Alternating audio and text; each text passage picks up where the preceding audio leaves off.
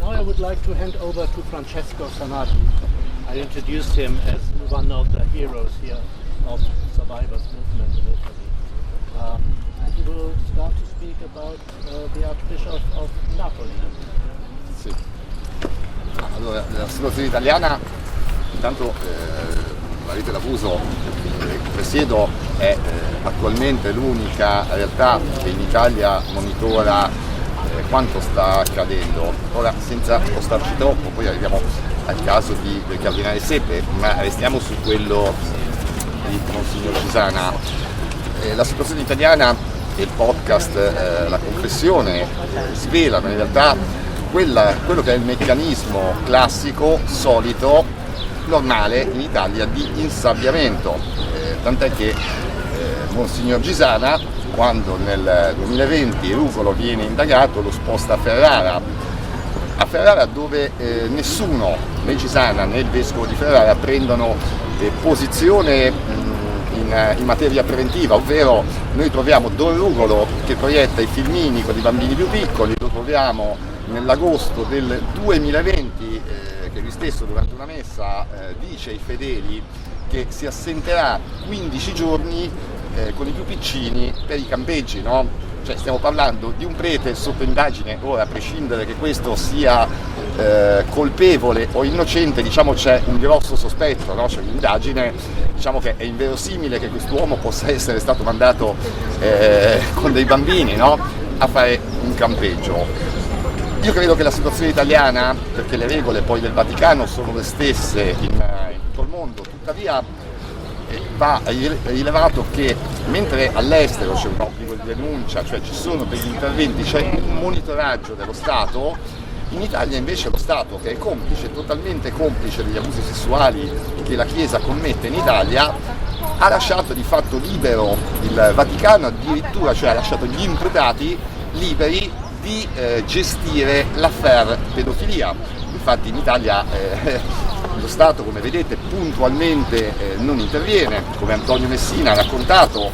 Il Vescovo Gisana ha mentito durante il processo, è una cosa che normalmente chiunque di noi mente durante un processo viene ricusato e viene indagato, invece qui puntualmente questa cosa non succede, come appunto, ripeto, Antonio Messina ha detto, anche qui la tutela non è stata nei confronti di Antonio, ma è stata nei confronti del prete imputato, che adesso è condannato in primo grado, e tuttavia, voglio dire, questo prete resta a piede libero. Le situazioni in Italia sono moltissime e questa è davvero esemplare. E, niente, qui serve un intervento assolutamente dello Stato. Se lo Stato non interviene facendo controllare le regole, di fatto le regole qui non vengono rispettate. C'è da chiedersi, dietro il motu proprio di Papa Francesco, chi fa rispettare il motu proprio. Ad esempio Gisana, restiamo sempre lì, secondo il motu proprio è colpevole di aver insabbiato. Ebbene, chi interviene in Italia da parte della Chiesa e da parte dello Stato nei confronti di questo vescovo di fatto che è insabbiato? Nessuno, non interviene nessuno. Noi abbiamo avuto degli incontri con la Conferenza Episcopale Italiana, con i vertici, e questo è un problema che loro diciamo non si pongono, non gli interessa, gli sta bene così. Di fatto l'Italia sta diventando negli ultimi anni, soprattutto da quando è stato emesso il motu proprio, sta diventando un collettore di pedofili da tutto il mondo, cioè arrivano da qualunque nazione del mondo, vengono messi in Italia, in parrocchie, e è verosimile che la Chiesa sicuramente, almeno da dove li mandano, sicuramente sa.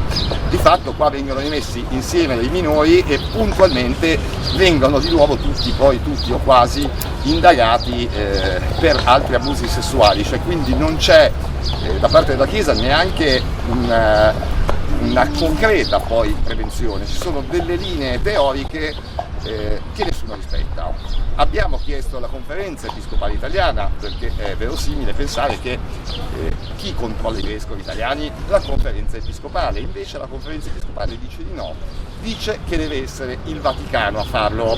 Ora, qui capite che il problema diventa grosso: chi controlla i controllori? Cioè di fatto abbiamo una serie di normative da parte della Chiesa che potrebbero essere anche in un qualche modo utili, e qui sottolineo che comunque serve sempre l'intervento dello Stato, perché la Chiesa non può controllare questa cosa. Tuttavia, malgrado potrebbero essere utili, l'applicazione in Italia purtroppo porta a questo risultato, cioè una totale inutilità, anzi una confusione, perché gli stessi fedeli credono di avere i figli tutelati, invece ignorano che la situazione è quella che poi è uscita nel podcast La Confessione. Grazie, Francesco. Yes, thank you so much. Zero tolerance in Italy. Zero tolleranza in Italia. Zero tolerance in Italy. Zero tolleranza in Italia. Zero tolerance in Italia. Yes, if somebody could say that, it's this man right here. Because he's actually saved children by what he's been doing. He literally, there's a child coming this weekend to this conference, and they'll never have been abused because of this man right here. Aggiungo ancora una cosa: in Italia, dove io parlavo dello Stato che non interviene, ma non interviene neanche, dico, nei confronti delle vittime dei preti, non interviene nella tutela dei minori. Ora, le vittime dei preti quando subiscono l'abuso non hanno, da parte della sanità pubblica, non c'è una possibile assistenza, non esistono dei centri dove viene trattata e rielaborata quella che poi è la patologia, cioè la sindrome post-traumatica da stress, il disturbo post-traumatico da stress. La rete d'abuso, proprio venerdì scorso, grazie a CISMAI, è riuscita a aprire 16 punti di ascolto in Italia, in realtà sono molti di più, sono 16 coordinamenti che coprono tecnicamente tutta Italia, per riuscire a colmare, diciamo, questo vuoto sanitario, in quanto qua le vittime non ricevono giustizia dallo Stato, non lo ricevono dalla Chiesa, di fatto restano poi abbandonate, cioè restano tutte prive di una qualunque assistenza. Scusate, Grazie Francesco.